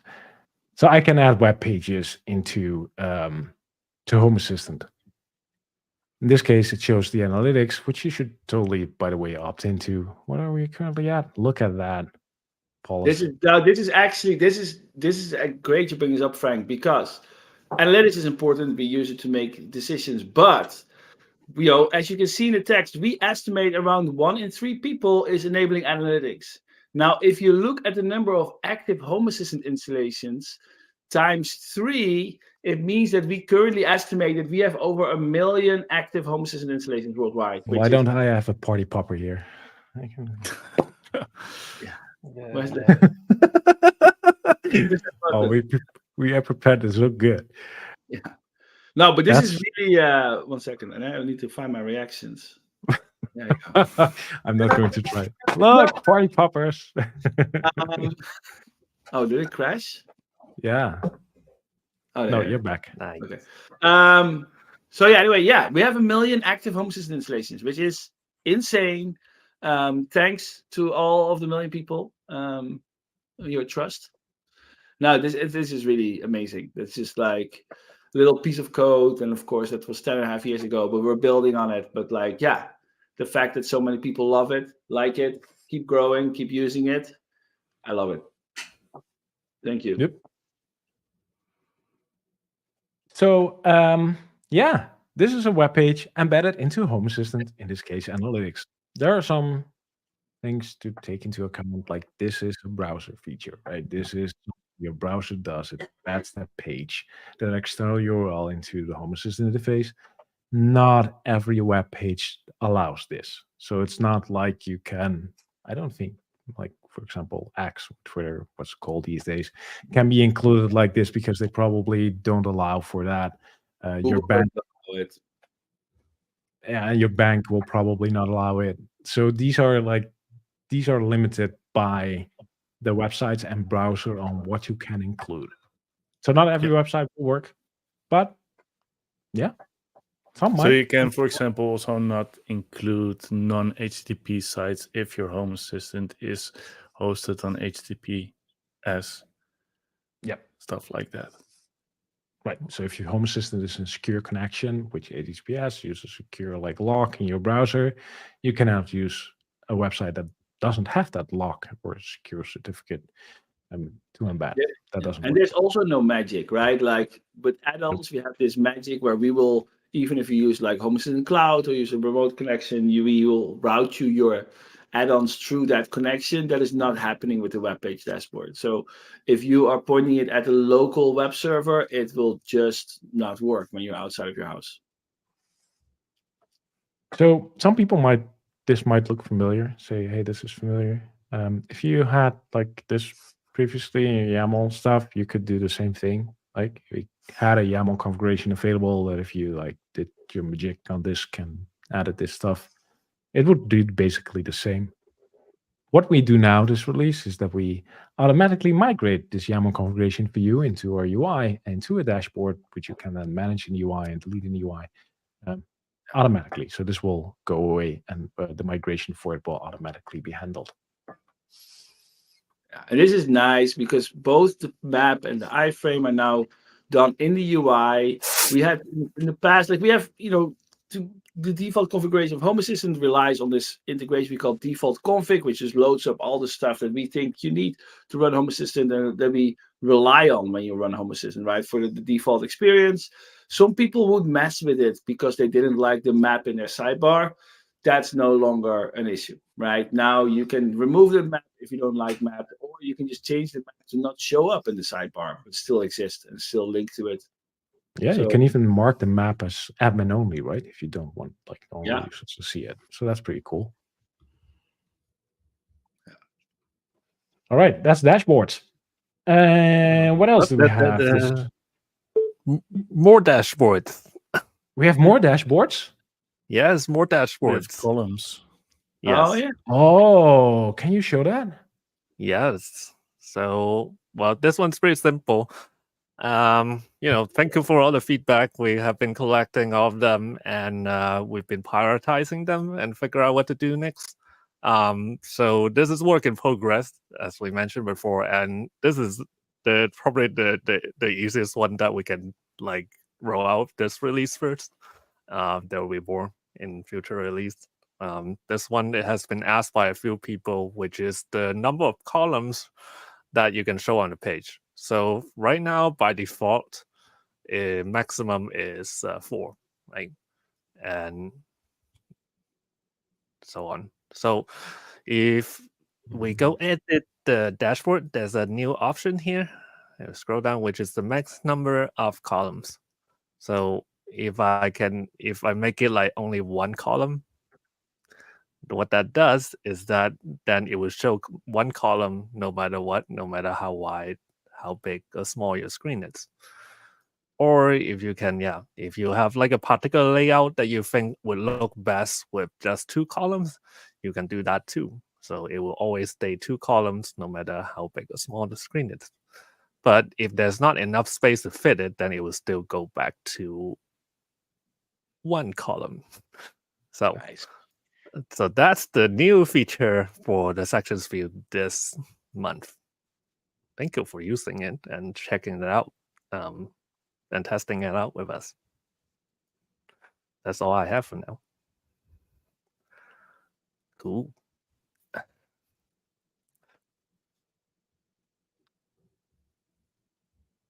All right. So one of the things that you might have noticed if you already updated to the new release is that everything starts faster. And it doesn't just start like a little bit faster. So if you remember, in the last release, we said Home Assistant starts up twice as fast. Now, that was true, but that was also only the beginning. And actually, during this release cycle, Bidraco has finished up the work of optimizing every little bit that is happening during startup. So not only are we doing less, but we're now doing it in the right order such that the amount of time the different parts that are setting up are waiting for each other are minimized. And so we see around 3 to 5 times speed up of a reboot, especially if you're on a slower machine with either slower SD cards or slower CPU. Like during startup, we start up every integration home system, right? So a lot is happening, and generally you hit 100% CPU. Now it will just keep plowing through so much faster. And so, yeah, we've seen, for example, I hate to say this because you really shouldn't use it, but a Raspberry Pi 3 now boots up like super fast again, right? So I think there was even one change that just by itself reduced that startup time from default config from 20 seconds to like 10 seconds.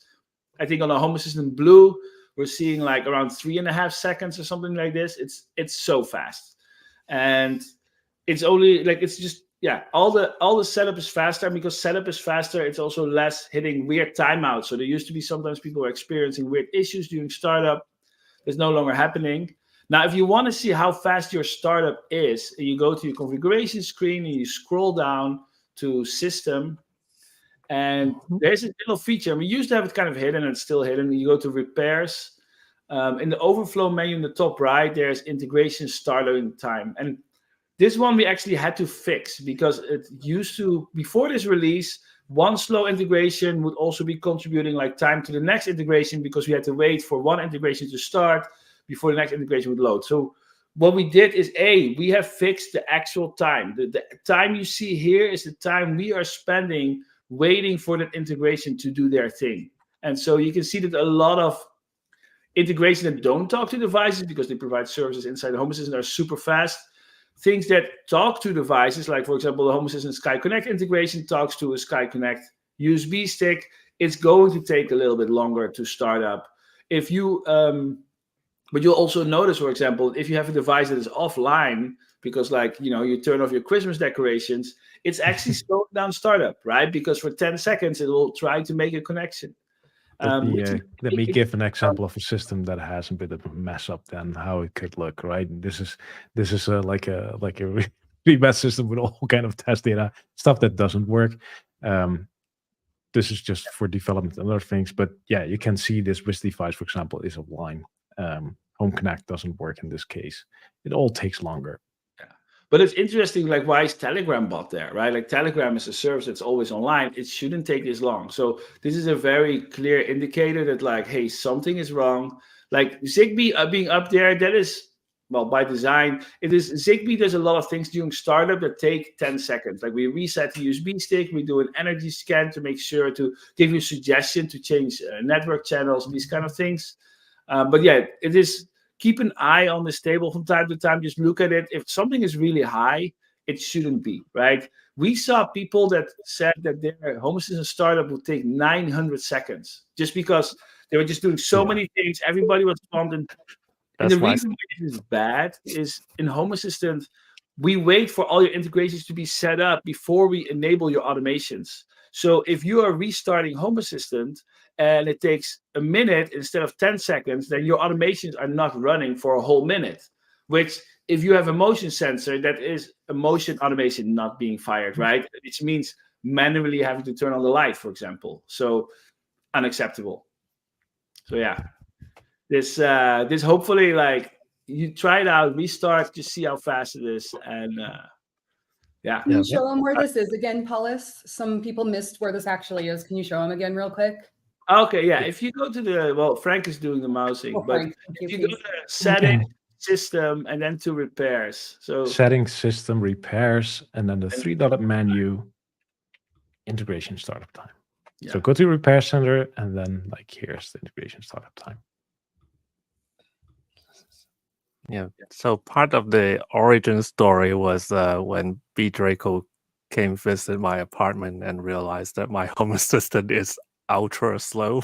Because I install all sorts of junk into it, and he got my log and started digging away, and he found all these things that shouldn't be happening. So I do have the time before and after here. So the left is before, the right Ooh. is like the latest code. So the left, the restful would take 1263 seconds. That means 20 minutes. Oh wow, that was really bad, by the way. And Wow. now it's all cut down. Now on the right is just the Zigbee is used to be 86 seconds, and now it's around the same. It's all the 86 seconds. But yeah, all those super slow ones are gone.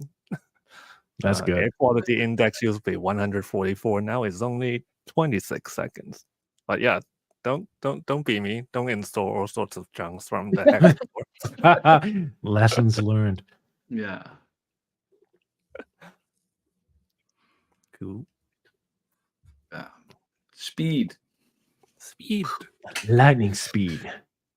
What else do we have to talk about? I think We there have two more big things. two.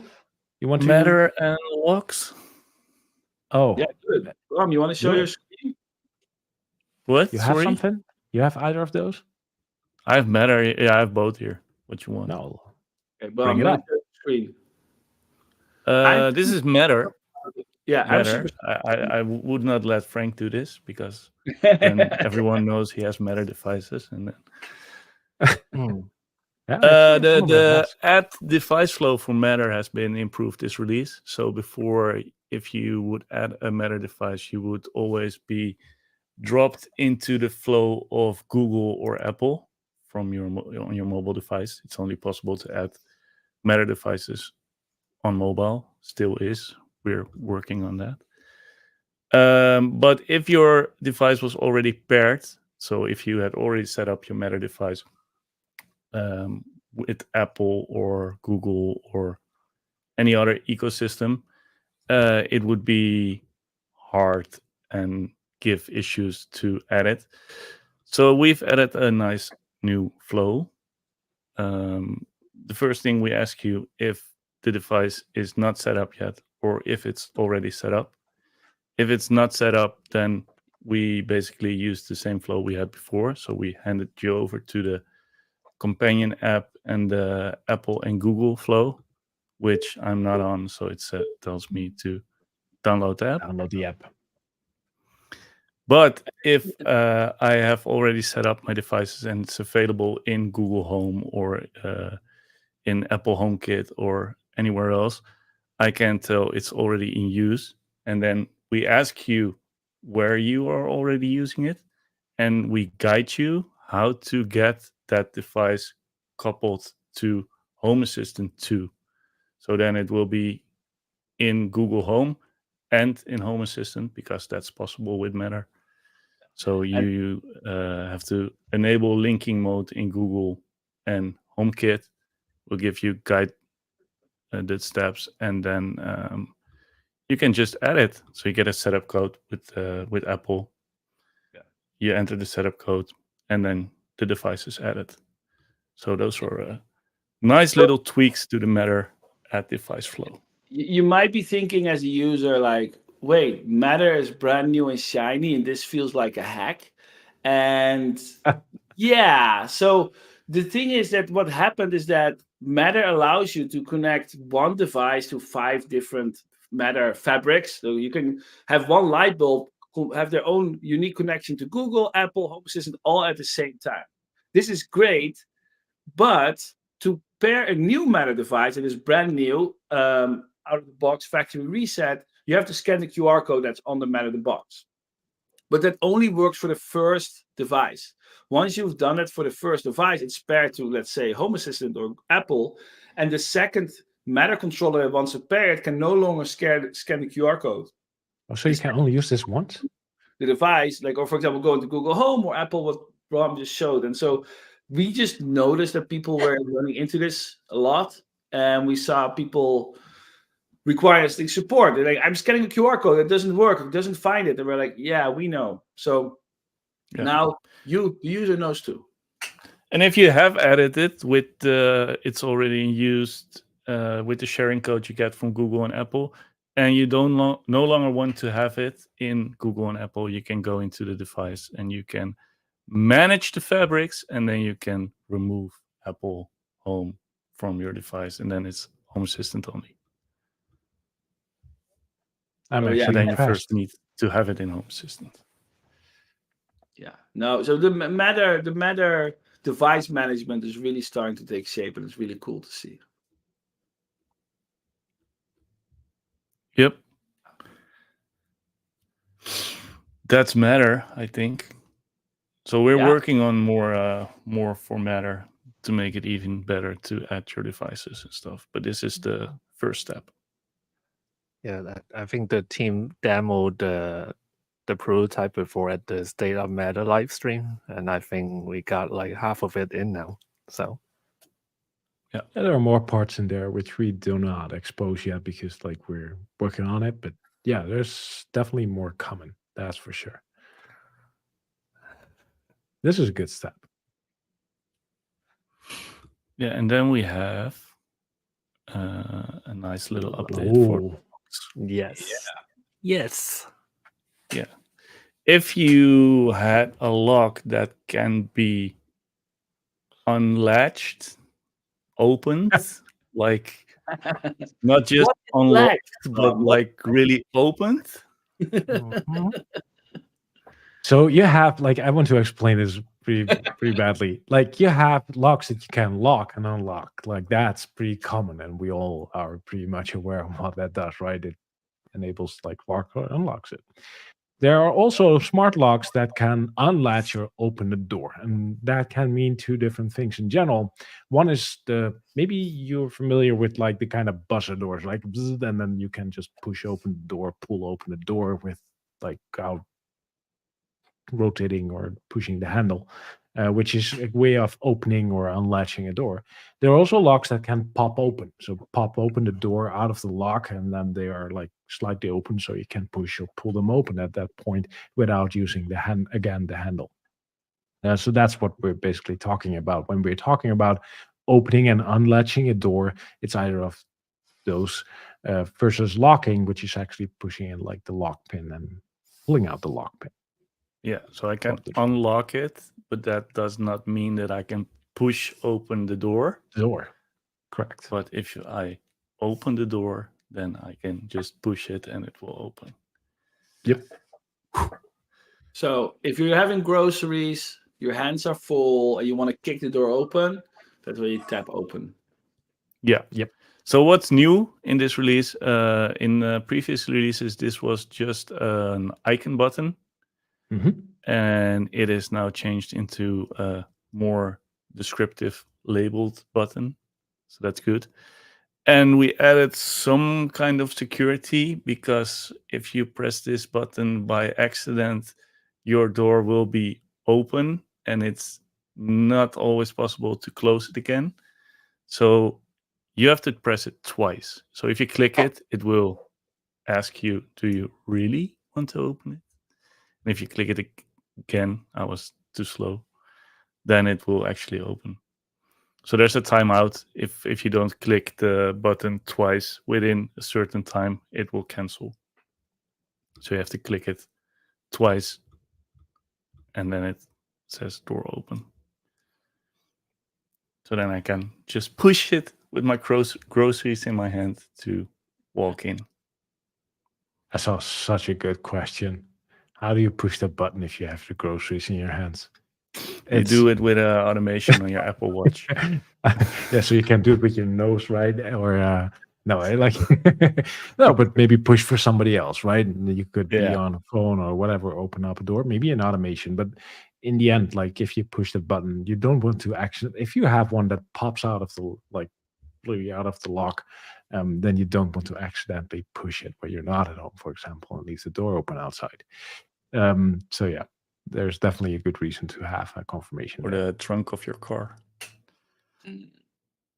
Right, and it pops open. Yeah. Yeah, that's a good example too. Yeah.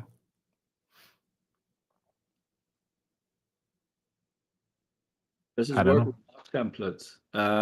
If it has the feature for open, yes, but I don't know if we support that. Let me check. I was thinking- Template lock. Nope, it I doesn't. don't think so. No. Nope. No. Sorry. Nope. No. You cannot change colors. There are some variables, I think. Are they official? No, right? No. No. No. You could theme it if you really want to. Maybe possible, but you got to figure it out. Yeah. Good luck. Everything is possible eventually. It's a state locked color. That's the variable name. Live debugging luck. happening here on stream. So, Omar, using the browser instead of the companion app. So the reason why Matter requires currently the mobile phones is because a Matter device, it's to be added to your Fabric. It actually consists of 2 steps, because you buy a new device, it's not connected to your Wi-Fi or thread network. So it actually uses Bluetooth from your mobile phone to send the credentials over to the device so it can connect to your Wi-Fi network or thread network. Once it's connected, the Matter Fabric, Home Assistant for in this case, will talk to your Matter device and set up a pairing. Now, if you want to use it from your browser, the browser has web Bluetooth, but all of that stuff is not really exposed, and this is not possible from your browser. So it would mean that for you to pair a Matter device, it means that Home Assistant would have to reach from its Bluetooth adapter or Bluetooth proxies to the Matter device, which is technically possible, and it's something that we're looking into. It's not the highest priority, but it's something that we want to make possible, because right now you need to use either rely on the Google or the Apple frameworks. However, your device is probably going to be next to your phone, right? So it's nice if you can do it from your phone. Yeah. So no, not possible right now. Probably in the future. All right. There are more gems in this release, which we should go over Yes. really quick. Let me share my screen real quick to show something else. One Paulus really loves. So, have you ever tried to log out of Home Assistant? Oh, yeah. Have you ever tried to find? I tried once. Yeah, you tried once. I tried Mhm. once, and then I had to ask someone where it was. Yeah. So yeah, who logs out? That's a good question, Zach. By the way, in the chat. No, but was let's say you testing want to something, log out. okay? No, but this is more of like I want to go somewhere, and I know the log out button is there. But I want to talk about the user profile really quick, because CarWatch actually improved that a little bit. So if I now go onto my profile, there is a log out button in the top. It's amazing. Woo-hoo. Wow. 4 hits again. But what I really like is not Yeah. having all those refresh tokens in my face. Yeah. Exactly. No, so there's multiple changes here, right? One thing that Carlos did is that he split the cards into 2 things: security and general profile. which is good because security has like access tokens, and this can get quite long. A lot of like, and this is also not something users just want to accidentally click. So just putting it on a separate tab, very good. Then for the general tab, it used to be one big card with logout at the very bottom. That was a joke of like where to log out. But actually the settings behave differently. So we had user settings, which are tied to your user account. So if you have two browsers open, or the app, the browser, and somewhere else are logged in with the same account, you all share these settings, which is what kind of number format, time formatting, language, these kind of things. Now there's also a bunch of settings. They're actually tied to your browser or your mobile app. So your login session. So what is your color theme? Do you want to have dark mode? What is your default dashboard? Should it vibrate when you click on things? Some very advanced features like hiding the sidebar, closing the connection. And so now that is all nicely split up. So it's more, the behavior is more predictable for users. Yeah. So yeah, big thanks, Car Wars. So also thanks to Matthias for designing it. Yeah. Some other noteworthy stuff we should go over. Sentence triggers, if you use them in your automations, they now send over the device ID that triggered that sentence. So if you want to like respond differently depending on which device picked up a certain sentence and activated that automation, you can now do so. That's pretty cool. Home Wizard Energy, it's works with Home Assistant partner. They have a new generation of energy sockets, which are actually these. They now work. They are small, by the way. Pretty cool. Nice. I like that. So that's cool. Well, we can ship Home Assistant now fast. We talked about that. There's some new Reolink features. This integration is really popular in the community, but you can now like control PTC more and quick reply messages, which I find pretty funny. Like in general, like your doorbell will speak a predefined message. Pretty nice. Besides all the template features we have for labels and floors in this release, we also have template features to get into your repair issues. So if you want to build up notifications to your mobile, like there's something broken on your system, you can now gather that information from the repair center and actually send yourself notifications, for example, in an automation, which is pretty helpful. Bow forward is now selectable as a wind speed unit. Now, if you're a fan, that's cool. Maybe you want to do like storm measurement or something. I don't know. The Husqvarna, I always think I'm. Is this our first lawnmower? Is this our first one? No, well, no, this one was first. It's not a new one, so it's just been expanded, right? Yes, it has new features. Wait, it has a Employ. so you know where your lawnmower is? Yeah, you can put it on a new map. What floor is the lawn on? Yeah. Well, if it's on the second floor, then it's probably wrong. You need to call your insurance company, I guess. Oh, yes, you could definitely. Yeah, definitely. I found this one interesting too. By the way, Xiaomi BLE now supports locks and fingerprint readers. I have not seen any of those, but I'm interested in fingerprint readers in some way. I don't know why. But yeah, that's cool. So these are the other noteworthy ones. We have some new integrations too, this release. Vita? Not sure how to pronounce it. It's a very fancy plant sensor. It's a very fancy plant sensor. I have those cheap Xiaomi ones over Bluetooth, but these apparently are really good. They also come at a good price, but it looks really decent. I'm happy to see there's another option to monitor your plants, by the way. There are not many, so this is good. I like this one. Motion blinds, Bluetooth. If you have motion blinds, motorized window coverings, you can now use them. So that's pretty nice. Well, we talk about motion blinds because we've been talking with the company and them building this is really cool. But actually, what is really cool, these are blinds that you can after install on blinds. So you can upgrade any blinds to be smart. And they work with Bluetooth. And that means that they work with the Home Assistant Bluetooth proxies that we have. And if this is the first time you're hearing that we have Bluetooth proxies, you're welcome. So what Bluetooth itself is not the most useful protocol because it's very short range, right? So you have to have your phone, be very close to the device to talk Bluetooth to it reliably. Now with Home Assistant Bluetooth proxies, we've built a system that you can actually set up multiple of these proxies in your house, and we will automatically connect from the proxy closest to the device that you want to control, so you get all the data in. And the best part of this is that you can make your own Bluetooth proxies. All you need is to buy a microcontroller like the Atom M5 Stack, the M5 Stack Atom Lite, which actually, let me just show the page real quick, which I should have prepared a little bit better, but well. Okay, let me just share my screen. Share screen, ESP Home. So if you're on the ESP Home website, and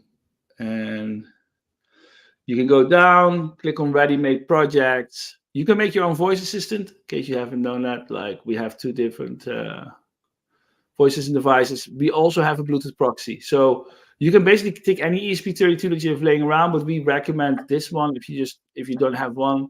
And we recommend this one if you want to have a power over Ethernet based one. There's a buy button here at the bottom, but all you have to do is hit connect through the browser. We install Bluetooth proxy, connect it to your Wi-Fi network. It hooks up with Home Assistant, and boom, you start seeing all the Bluetooth devices that use Bluetooth Low Energy to be and it work with Home Assistant. So as Home Assistant get updates, like you see motion blinds being added, you will be able to control motion blinds if you update Home Assistant with your existing Bluetooth proxies without having to update those proxies. So Bluetooth proxies are awesome. And these M5 Stack, the Atom Echo Lite, they're like, I don't know, $5-6 or something. So you can, spread them throughout your whole house for basically nothing. Was Bluetooth proxy invented, created by ESP Home? Yep, we did it. We initially had like Bluetooth adapter and Home Assistant. Then we started to realize, well, we have ESP Home, and so we already have ESP32s. They're very small and cheap devices. With Bluetooth, can we forward those packets? Draco went all performance on it. And, on the Bluetooth, yeah. Yeah, and actually, it works so fast now that a Bluetooth proxy using the ESP32 works faster in proxying Bluetooth than actually using a Bluetooth adapter stick through Home Assistant operating system. So definitely try these out. They're very cheap to make, and you can do a lot of cool stuff. They're working really, really well. I can definitely recommend it. Yeah.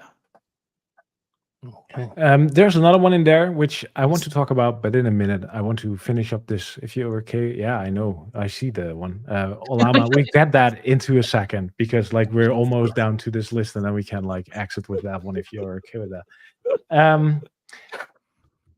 There's no release without adding another O-Power provider here. They deliver. Yeah, they deliver every release. I will be disappointed if there's one release which doesn't have one. So that's good. If you're in the smart area, then you can.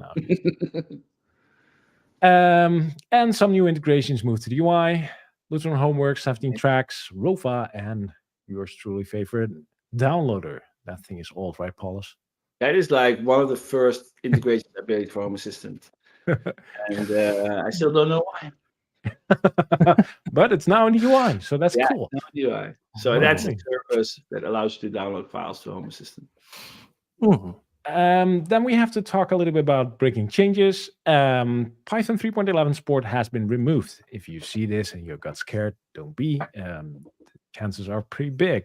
We already took care of it for you. So this is for people that run Home Assistant, like the raw source code themselves directly into Python, into their own system they build and whatnot.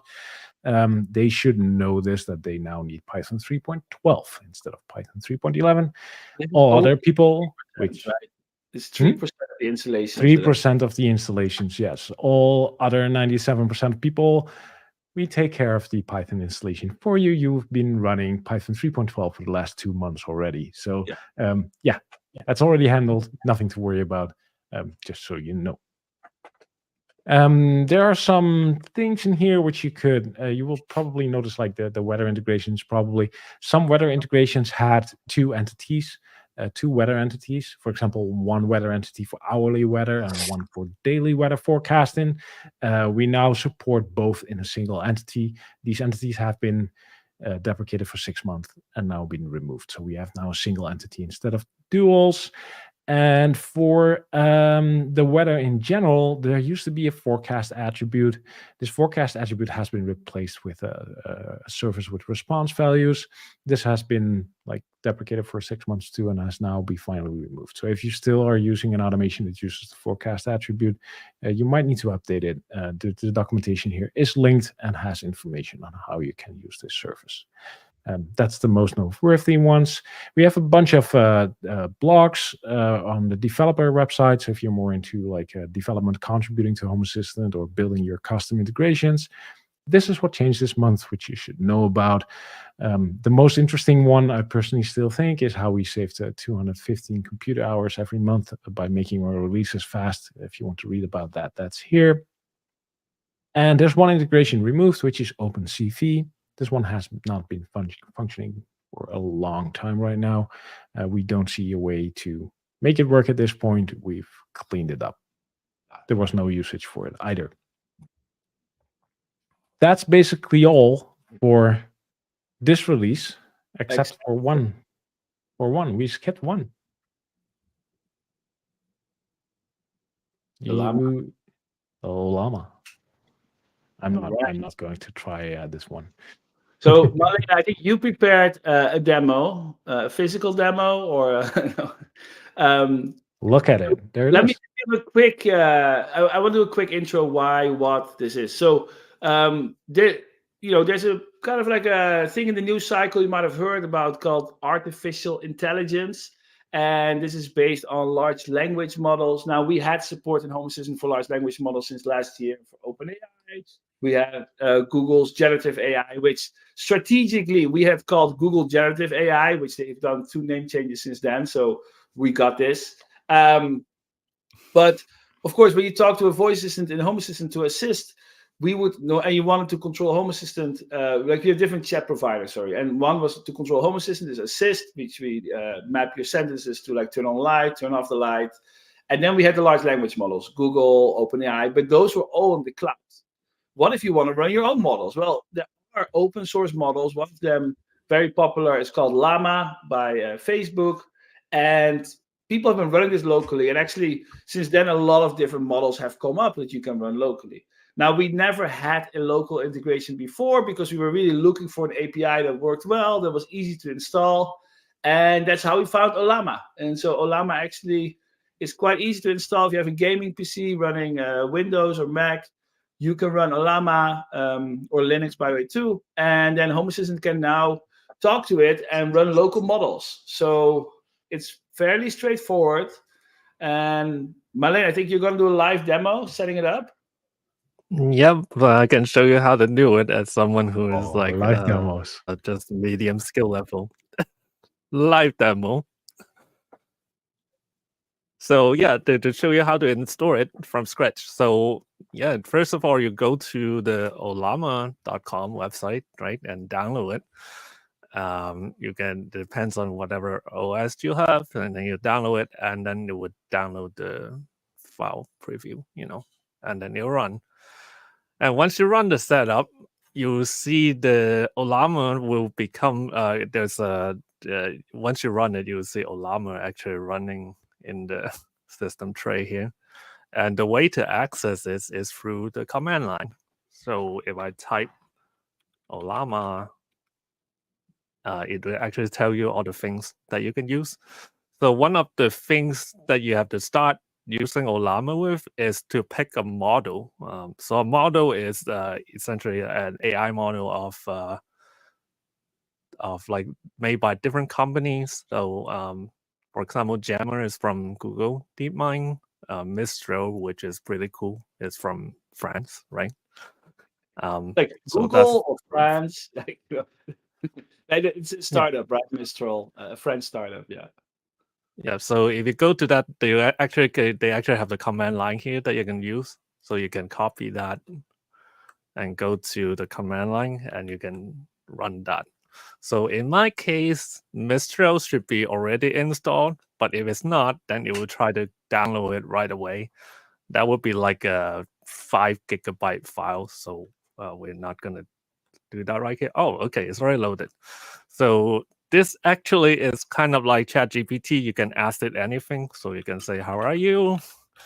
And then it will say, I'm just a computer program, but you can ask it like normal things like, tell me about the latest Star Trek show. Let's see if it knows. So this is all local, right? So this is all running in like a 5 gigabyte file that somehow has this. I know. How does it know Star Trek Discovery? Great show, premiering tomorrow. But yeah, so But that's just, that's all within Mistral. Right? Yeah. Just reminder, they hallucinate. This is not real. It's pretty accurate. Well, it could be real. So that's the way you should see it, right? Yeah. Yeah. So right now, like when Ollama is running, you can access it through localhost, and the port number is 11434, and it would say Ollama is running. But in order to add it to Home Assistant, it doesn't work that way. You can't just copy that because my Home Assistant is running on a different machine compared to like Ollama. So we need to have a way to expose the Ollama localhost to my local area network. So for example, if I want to add Ollama, I can type Ollama.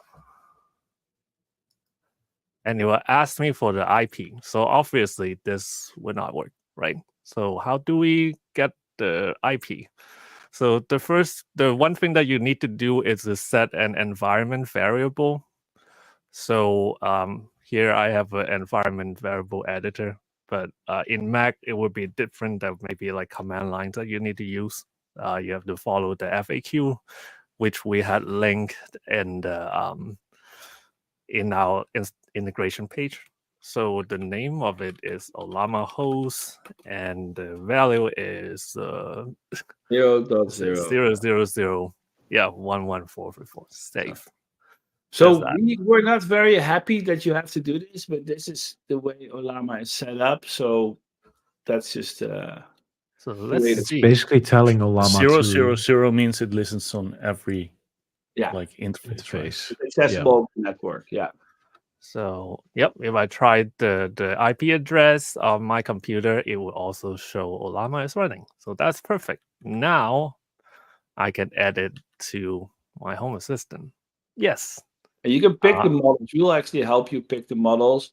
And you can see at the top the ones that are already downloaded, which are the very top. So those will be instantly able to run, right? So let's do Mistral then. Submit. Finish.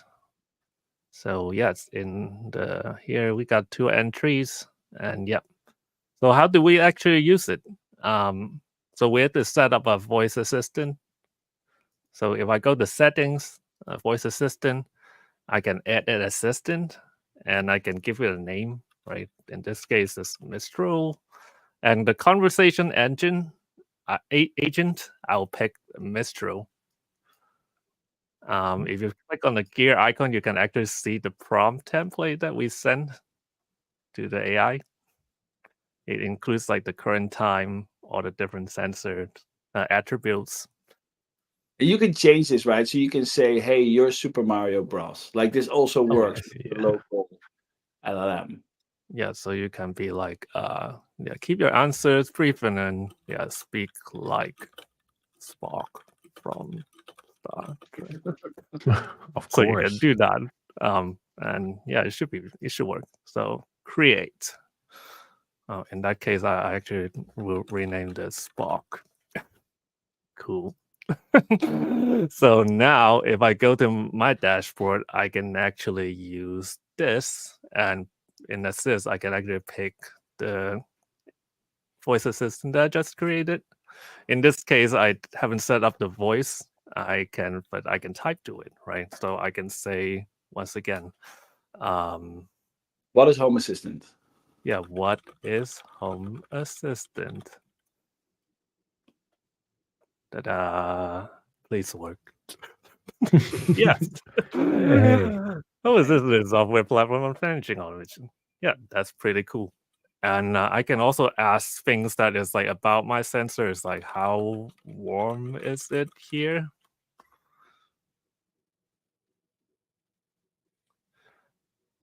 Okay, yeah, so you can tell that. So you can also say how warm is the living room.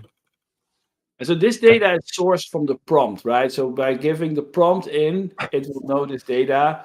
Ollama is not yet possible of controlling Home Assistant. This is something that the team is working on. Ollama, OpenAI, and Google will soon be able to control Home Assistant, but for now you can query things in the prompt and just have like fun with it like this.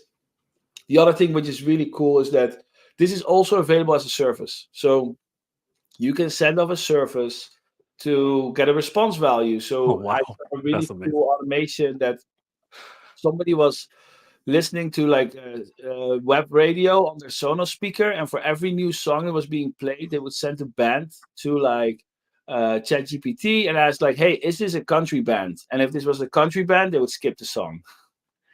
So you can do a lot of cool stuff with these kind of features. So yeah, it'll be cool. Oh, I don't. Oh, it's interesting. It actually greetings human tells you everything. Okay, cool. Can it turn things on and off yet? No. Not yet, right? No. Okay, cool. So yeah, that's Ollama. Nice. Very fun. You can have your own ChatGPT. This computer is a laptop. Is running an NVIDIA RTX 4050, and it runs pretty fast. Like the sentences it generates is pretty quick. It's like, Does it spin up like energy usage and such a lot? Then I have no idea. I've not tried it. Yeah. When you start to fully utilize your GPU, the electricity usage will go up. Okay. It's like playing games on your laptop, right? Like your battery drains faster. Right. Okay. Yeah. So it's wait a minute. You're a soccer player. You're FC20 as well, right? Look at that. That's good. Wow. Well, we didn't know that. Yeah, so that's what AI does. It kind of hallucinates on that. Maybe it's actually true. I don't know. Who is the founder of Home Assistant?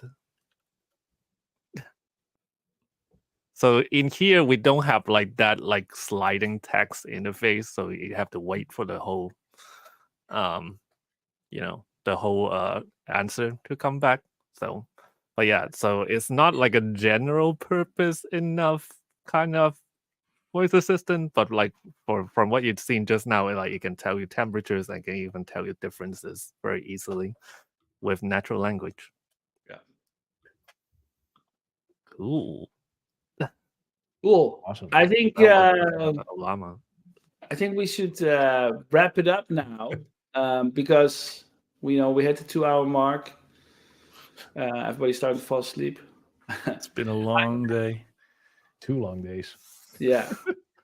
No, I want to thank everybody that worked on this release. It's been a really fun release. Lots of really cool features. Yeah. And I hope everybody enjoys it. Epic. Just epic.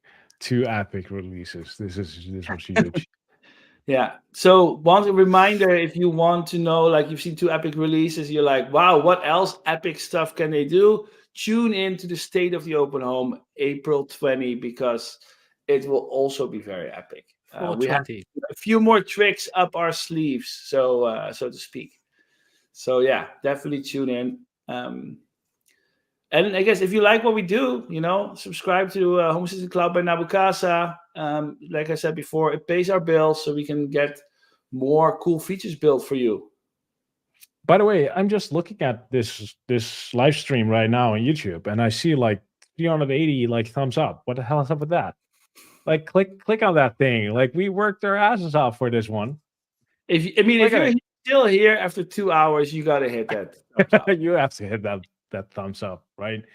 Definitely. Thank you so much. So this was epic. I love this one. Yeah. Cool. All right, everybody. Thank you so See much. you And we'll see you all next time. next time. Okay, what's the right brand picture this time?